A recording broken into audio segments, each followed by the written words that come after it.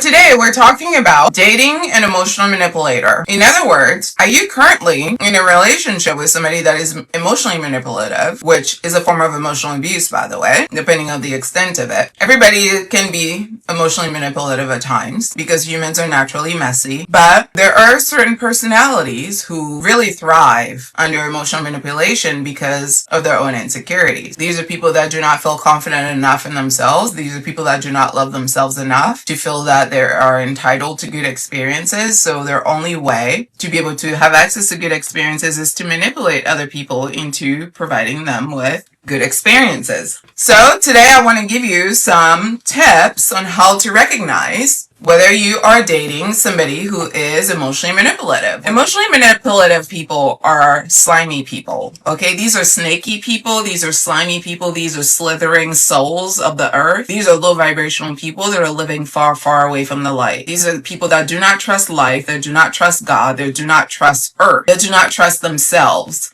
So they use manipulative means to get their needs met because they do not trust that their needs will be met otherwise. One of the telltale signs that you're dating somebody that is emotionally manipulative is that you find yourself walking on eggshells around them. These are people that are often so emotionally unstable that you never really know what to expect from them. You never really know what's going to happen.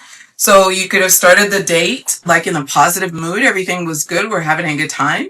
Then something is going to happen all of a sudden where the mood is going to drastically change. Basically, if they're having a bad mood, you're not allowed to have a good mood. Do you understand? Anybody's ever dated somebody like that? If you're having a bad mood, they will have a worse mood than you because they need the attention back on them. Basically, they want to control the emotional temperature of the room. That is their goal. So sometimes they will pretend to be having a worse mood than you because they want to take attention from you. These are the type of people where when you tell them bad things that have happened to you, they're like, well, check this out. And then they're going to come out with a story about a bad thing that's happened to them, but that's much worse than the bad thing that's happened to you, because the whole purpose of that is to invalidate what you're feeling and what you're experiencing and then position themselves as being the one that's really having the real emotion here that requires attention. Emotionally manipulative people feel the need to emotionally manipulate the room. They feel the need to have emotional control of the room. Their mood will dictate the room. So if they're in a bad mood, you can't be happy. They will make sure to ruin your mood. So if you're in a good mood, they're in the bad mood, they'll ruin your mood.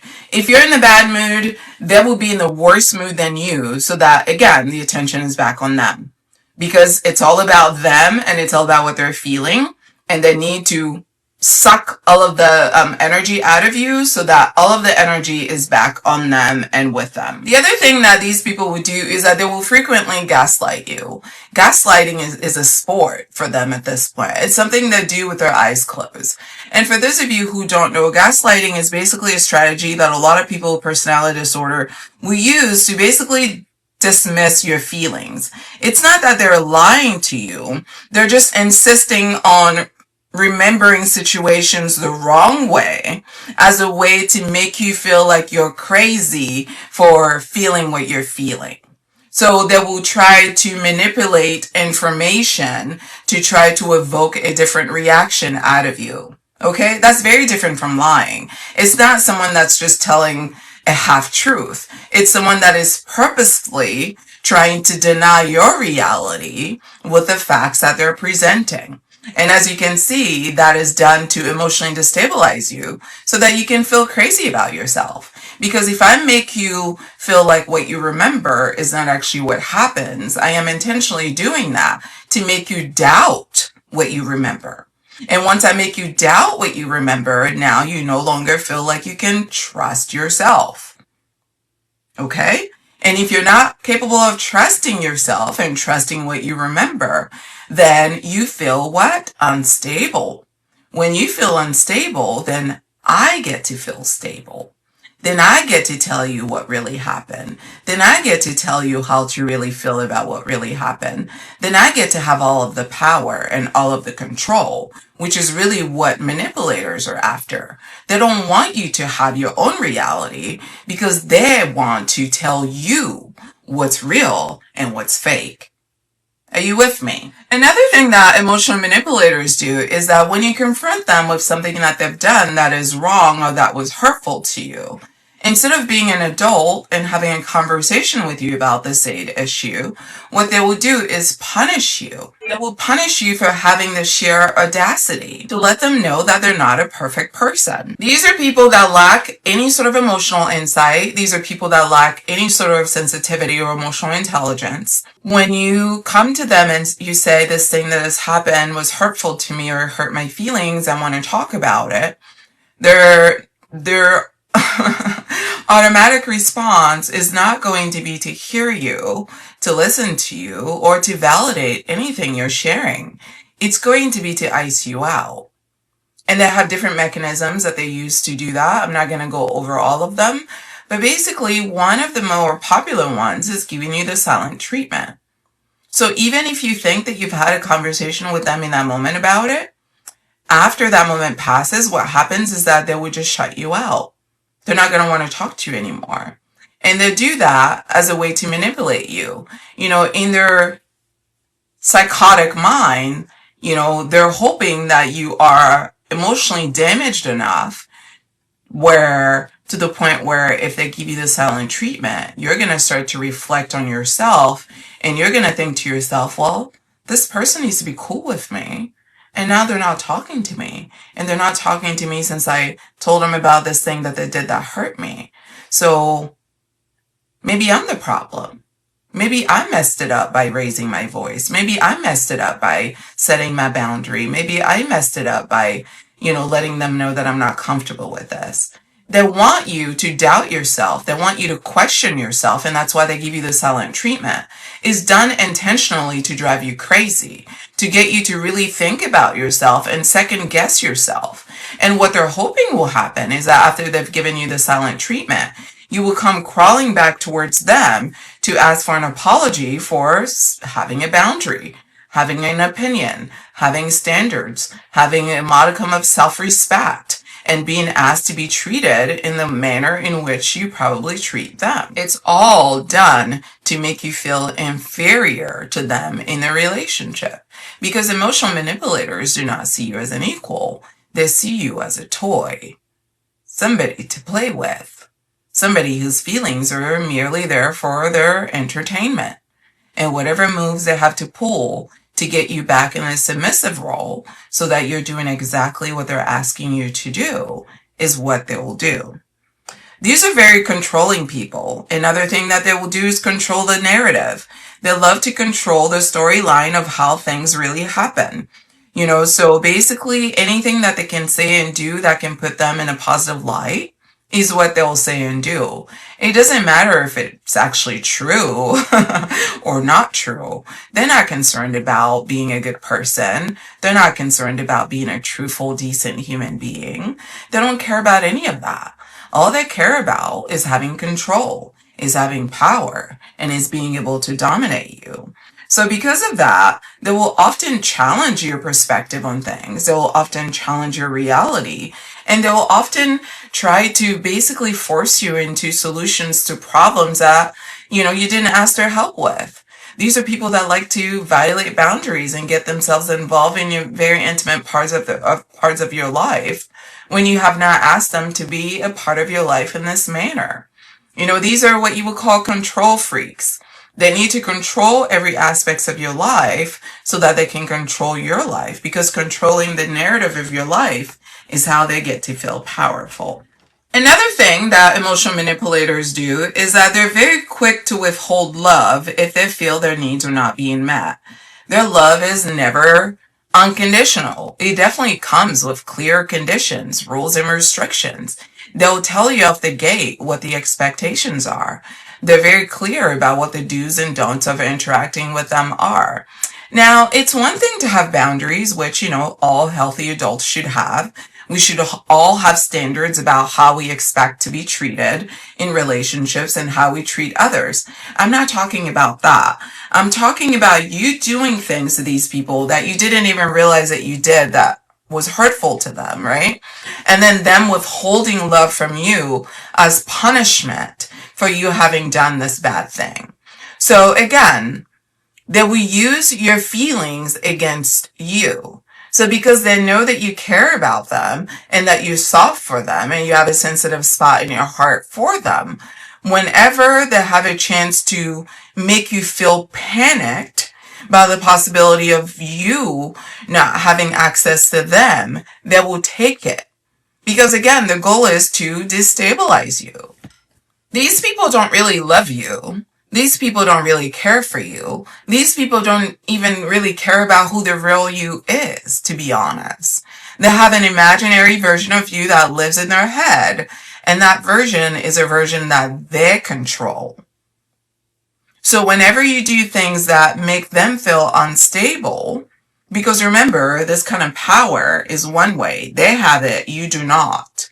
So if you do anything that makes it seem like you're asserting yourself, you're asserting your boundaries, you're drawing a line, you're setting an expectation, you're telling them how it's going to go, you're telling them you're not going to put up with their shit, they're going to have a reaction. And that reaction is going to be them withholding love. So if you're ever in a relationship with somebody where, you notice that when you have a disagreement or when you set a boundary with them, they withhold love from you, then you should know that that person is abusive. That person is emotionally manipulative, and this is not a safe person. Another thing emotionally manipulative people do is that they love to point out things that are wrong with you.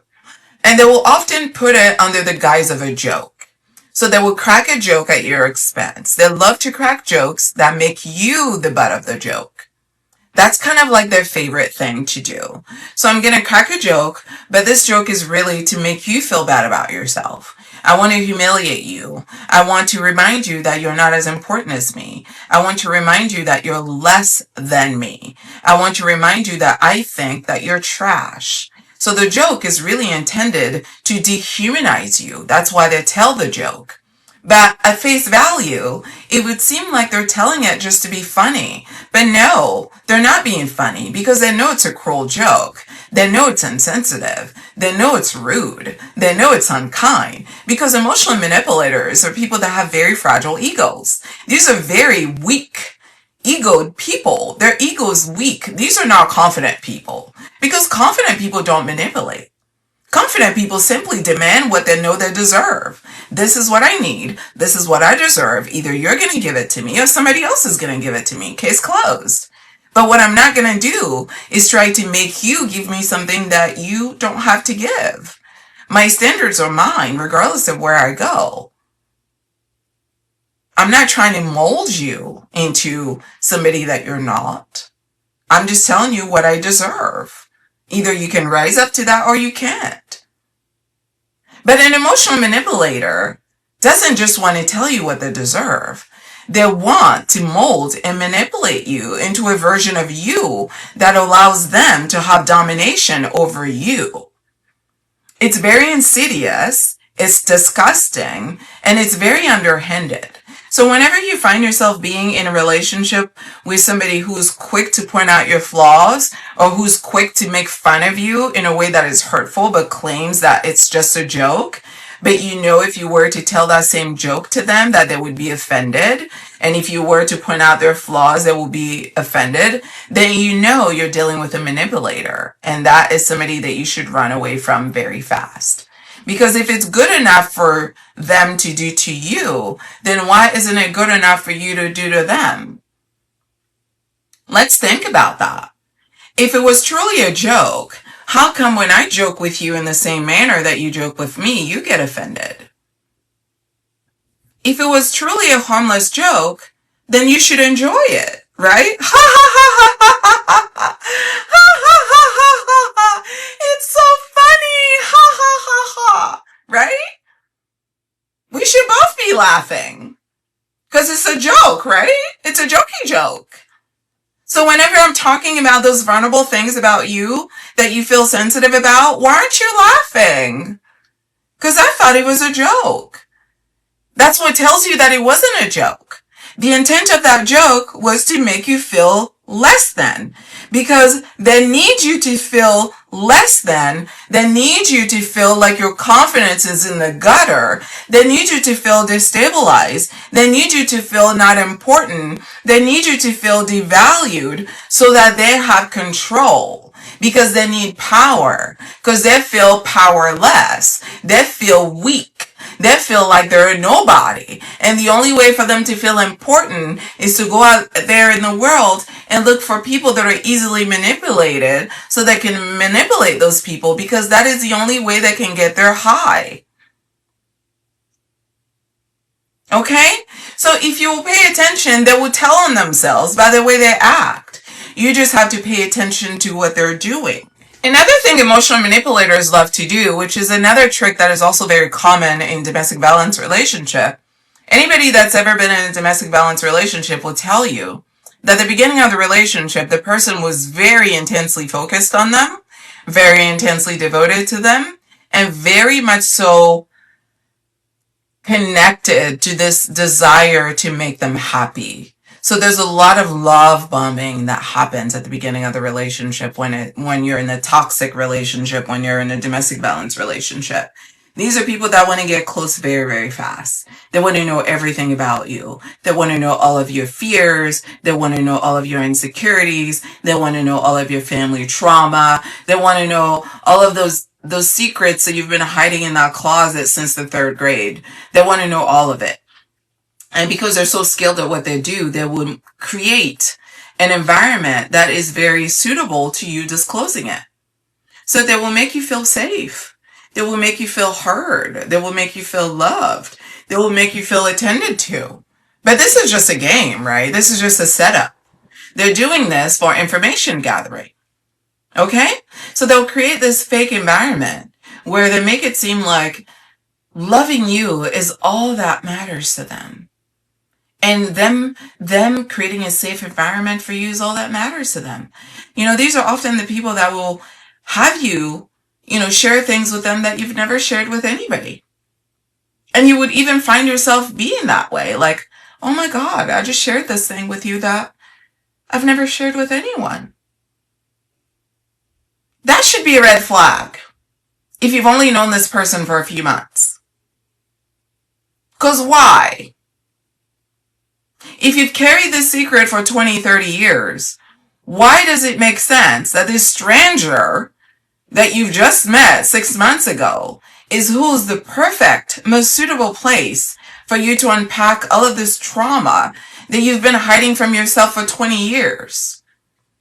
That should already tell you something is not right. It's because they love emotional blackmail, which takes me to my next point. Emotional manipulators need to know your secrets so they can blackmail you about them. They need to be able to use those insecurities against you. They need to be able to use those feelings against you. They need to know about how horrible your mother was, and how horrible your father was, and how horrible your siblings were, so that in the midst of a heated argument, they could tell you, well, now I understand why your mother never loved you. Who could love somebody like you?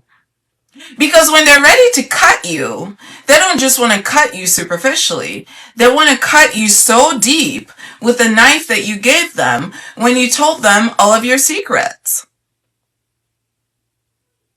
And it's called emotional manipulation because you share these secrets with them because you're being bamboozled. They keep harping on wanting to know things about you, and if you're not skilled to recognize the game that they're playing, you share it under duress. And I don't mean that in the legal sense. I mean you share it because they're on it. They manipulated that information out of you, and that's why you shared it. And they manipulated it out of you because they knew that one day they would need to use it as a weapon to get you back in line whenever you're going against their program. Do you see that? That's very different from a person that shares information because they've done their healing and they can talk about it openly. These people manipulate you into sharing information for the sole purpose of using that same information against you to cause you deep emotional damage that leave you feeling so ashamed, so fearful, and so, despondent that you're willing to just keep being in their company because now they have unlocked a new type of hurt that you have equipped them with by sharing information with them that you were not ready to share with them. And that's the thing about trauma. Sometimes that pain can go so deep that it literally leaves you so mind fucked and destabilized that you can't find the door. Because until you met this wretched, despicable human being, you didn't even realize that it was possible for anyone to be this mean-spirited. And here you are, looking at them, staring right in the eyes of this devil, knowing how you got yourself here. And sometimes you stay because now you're afraid of yourself. Now you no longer trust yourself, and you no longer trust your ability to live without this person. Another thing that emotional manipulators do is that they are huge liars. Huge liars. Do as I say, but not as I do, people. They say one thing and do the other constantly. What they say never matches what they do. Talking out of both sides of their mouths. If you watch people, you can learn a lot about them. People don't have to tell you that they're a liar. You can just watch them and gather that. If you tell me you're going to do something and you don't do it, that should tell me that you're not a trustworthy person. Because trustworthy people do what they say, and they mean what they say.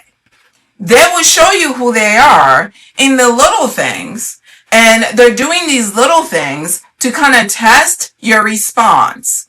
So I tell you I'm going to call you Tuesday at 2 o'clock, right? And then I tell you it's very imperative that you be by the phone because my connection is not that good. This is my only slot. And then Tuesday at 2 o'clock, because I've already laid it on so thick about how this was going to be my window to connect with you, and the connection is not very good, and you need to be by the phone. You're going to be by the phone from 1:30, waiting by the phone, staring at that phone. Staring at that phone, waiting for that phone call. But because I'm emotionally manipulating, guess what's going to happen? I'm not going to call. I was just fucking with you, but you don't know that. I'm not going to call. I'm not going to call. I may not even call the whole day. And then I'm going to call tomorrow. And then I'm going to call tomorrow at 2 o'clock. And depending on what kind of mood I'm in, I could say, no, I told you Wednesday at 2 o'clock. I didn't tell you Tuesday at 2 o'clock. Back to the gaslighting. Because I'm trying to drive you crazy to figure out, can I manipulate you? And depending on how you act with that, I get some more information about your responsiveness to see what next move I'm going to pull later. Or I called the next day at 2 o'clock and said, yes, something came up, which is why I wasn't able to call you. But you knew that 2 o'clock was my time to call you. Why didn't you answer? Meanwhile, the agreement was Tuesday at 2 o'clock, not Wednesday at 2 o'clock. But now I'm going to make it seem like because I laid on thick that 2 o'clock was my best time to speak, that you should have already waited for me by the phone at 2 o'clock the next day. Do you see that? Mind games. But if you were to ask them to wait 24 hours at 2 o'clock by the phone for a phone call from you, do you think they would do it? The answer is no. You're not that important to them. You're not that valuable to them. They don't see you as being as important as them. They believe what they want, what they need is all that matters. And what you want, what you need is really none of their business. It's not their priority. Another thing that they do is that they are terrible at apologizing. So remember that me saying that I'm going to call you Tuesday at 2 o'clock? You waited by the phone, 1:30, 2 o'clock, 2:30. I didn't call. When I speak with you next time, if I am a healthy person, the first words out of my mouth are going to be, I'm so sorry. I'm so sorry I left you hanging. I'm so sorry. You probably waited by the phone. I'm so sorry I couldn't call you like I said. This other thing came up that kept me blah, blah, blah, blah, blah, blah, blah. I'm so sorry. But all of that is irrelevant. And I say ba ba ba ba ba ba because it doesn't really matter. What really matters is that you took time out of your precious life to wait on the phone by me, waiting for my call, and I never called you. And I feel bad that you wasted your time waiting for a call that didn't come. And it's not because I couldn't call you. It's not because I didn't want to call you. It's that there were these other things that got in the way. That is a healthy person. But an emotionally abusive person, when they call you on Wednesday at 2 o'clock, they're not looking to apologize. Because they were looking to humble you. They were looking to humiliate you. They were looking to confuse you. They were looking to get you to feel bad about yourself. So basically this mistake of them not calling you on Tuesday at 2 o'clock like they said they would, they will make it your problem. Why didn't you wait on Wednesday at 2 o'clock by the phone? Because you knew I didn't call you Tuesday at 2 o'clock. And you knew 2 o'clock is the right time for me to call. Why didn't you wait on Wednesday at 2 o'clock for my call? It makes no logical sense whatsoever, but in their psychotic mind, this is a game they can play with you. And they're doing all this to see how you respond. They're test driving you. They want to see what are you made out of? Are you going to have some confidence and say, fuck you? I was waiting by the phone. You said you were going to call, you didn't. And to have the audacity to call me the next day and try to argue with me about a mistake that you made, you are not worth my time. You clearly have no manners. You have no respect. You certainly have no self-respect, no shred of decency and respect and kindness. You're a filthy human. I want nothing to do with you. Do not ever call my phone. Bye.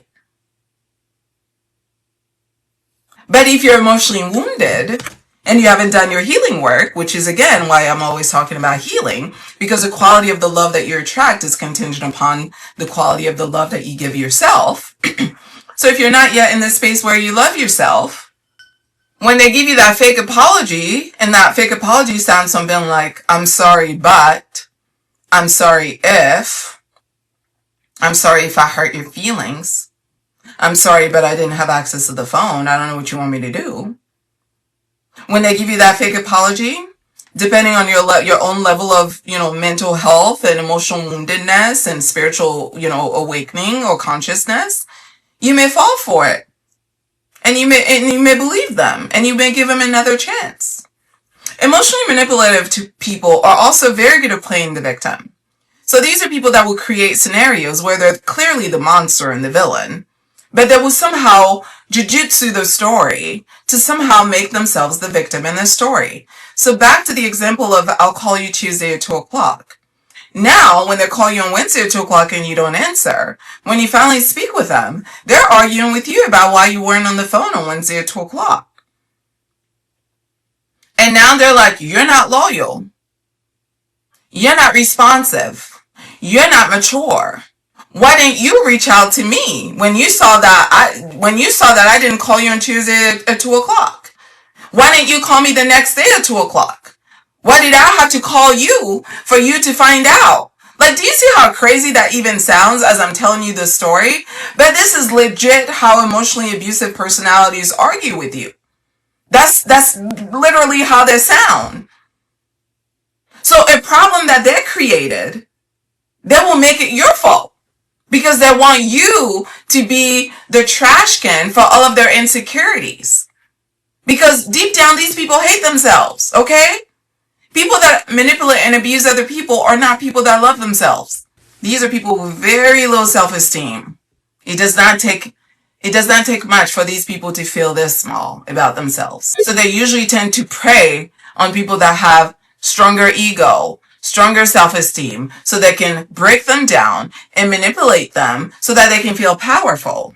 And I know a lot of women are like, oh, that can never happen to me. There are lots of strong women that have been manipulated by other people, like Keke Palmer. If anybody would have told me that Keke Palmer could have been in a domestic violence relationship with somebody that lasted a couple years, I would have never believed it. Because she's got a very strong personality. But it happens. It happens all the time. Because when they play the victim, if you believe them, they will keep it going. Because that's the whole point of the game, right? Another thing that they love to do is guilt trip you.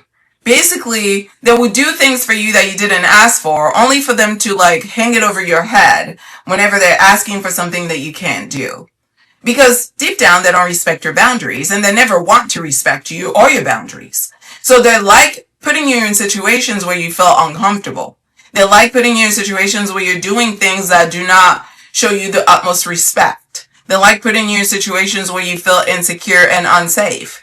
So what they'll do is that they will shower you with a lot of things that you didn't ask for, a lot of gifts, a lot of attention, a lot of favors, so that whenever they start violating your boundaries and making you feel uncomfortable, when you raise your hand and say, well, hold up now, hold on now. I'm not feeling this. This is not for me. This is making me feel uncomfortable. Then comes a guilt trip. Didn't I do this for you? Didn't I do that for you? Didn't I do this for you? Didn't I do that for you? Meanwhile, you didn't ask for any of this. Didn't I do this? Didn't I do that? What about the time when I did this? And then suddenly, what are they trying to evoke in you? Shame. They want you to feel ashamed of yourself. They want you to feel bad about yourself. They want you to feel like a worthless human being. Because when you feel worthless, when you're out of your power, when you're groveling on the ground begging for their forgiveness, then they can further abuse you, further control you, further manipulate you. That's what this is all about. Because guilt tripping is their favorite sport. Gaslighting is their favorite sport. When you're in a relationship with somebody who fundamentally is unkind and is not thoughtful and does not seem to care about your feelings and is constantly invalidating them, you're not in relationship with somebody who is safe. Okay? You're not in relationship with somebody who is emotionally safe. And when you do relationships with somebody who's not capable of safety, abuse is right around the corner. Because healthy relationships are fundamentally safe. In a healthy relationship, I should not feel like I'm walking on eggshells simply because you're having a bad day. So pay attention to how you feel when you're around this person. How do you feel in your gut? How do you feel in your body? If you do not feel safe, if you feel unstable, if your feelings are constantly invalidated, if you feel like you have to defend yourself, if you feel like you have to provide evidence to back your feelings, if what you're speaking to this person cannot just be taken at face value, if you cannot be respected simply because you said it, if you feel you have to defend what you're saying, if you're constantly being challenged because this person is always wanting to bait you into an argument, if they're creating an environment that is emotionally unstable and toxic, then that is somebody that you need to get away from, because that person is not emotionally safe. And emotionally unsafe people become emotionally abusive people who then create emotionally abusive relationships with you. And because I love you, I want you to know all these things so that when you start reading the signs before you get too deep into it, you can find the door and get the fuck out before you get deeper into this mess. All right? So that's all that I had for today regarding whether or not you're dating somebody that is emotionally abusive and what you should be looking for in symptoms and, early symptoms in recognizing an emotionally abusive person so that you don't even give them a chance to have an ounce of your life, because that's really all they want. They just want to feast off of your energy and drag you down so that they can feel good about themselves, because underneath all of that bravado, they feel worthless as a human being. When I worked as a therapist, this was an area of interest for me, emotional abusers, because unfortunately, emotional abuse is something that is often undetected. And also in the world of CPS, even with child protective services, when children are being emotionally abused, unfortunately, it's not something that the state can do something about. Obviously, in my career, I've made a lot of child protective services reports. I've made a lot of reports against parents that were abusing their children. And unfortunately, when parents are emotionally abusing their children, the state cannot do anything about it. So a lot of people end up carrying these same toxic behaviors that they've learned into their homes, into their relationships. And, when you work as a therapist, you get to see all sorts of personalities. And, You know, the emotional abusers were the very interesting personalities for you. I really enjoyed them. I enjoyed observing them. I enjoyed working with them because the strategies that they would use to lie to themselves about who they really are were always the same. They're not very creative people. You know, if you study them, what you'll notice is that the pattern that they have with how they go about doing what they do is very predictable, because you can pretty much set up scenarios and go, okay, if I put this person in this circumstance, what are the things that they're going to do to basically validate their ego? Because again, everything is about their fragile ego. And almost always you can guess what they're going to do, because what they're going to do is the answer, the option that requires their ego to be intact. What they're not going to do is the one that requires them to self-examine, to observe their flaws, to communicate about their vulnerabilities, and to actually be transparent. That they're not going to do.